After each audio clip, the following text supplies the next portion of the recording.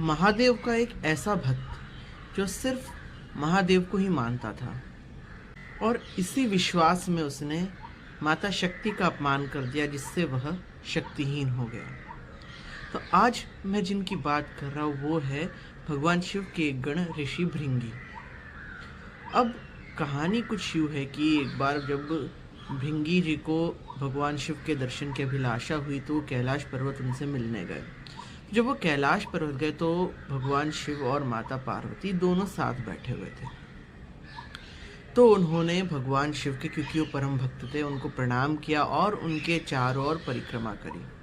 और माता सती को, माता शक्ति को उन्होंने इग्नोर किया, या कहे कि उनको देखा भी नहीं, जिससे माता क्रोधित हो गई और उन्हें सबक सिखाने के लिए वो भगवान शिव के साथ जुड़ करके बैठ गई अपने अर्धनारीश्वर स्वरूप में।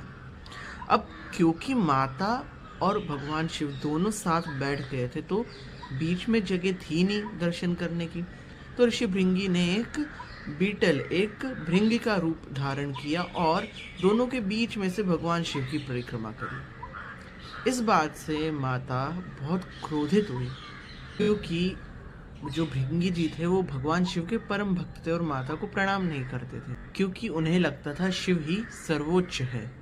इससे माता क्रोधित हो गई और उन्होंने श्राप दिया कि जिस शक्ति का तुम सम्मान नहीं करते वो शक्ति ही तुम्हारे पास कभी नहीं रहेगी, तुम शक्तिहीन हो जाओगे।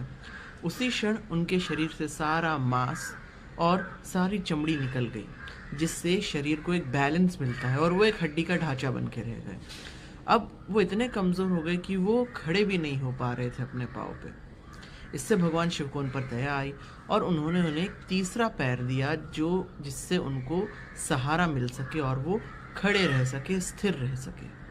और उन्हें ये ज्ञान दिया कि शिव भी शक्ति के बिना पूर्ण नहीं है। ये कहानी सिखाती है जो जीवन में शक्ति, स्त्री, प्रकृति का अपमान करता है वो जीवन में कभी पूर्ण नहीं हो सकता। सोचिएगा ज़रूर।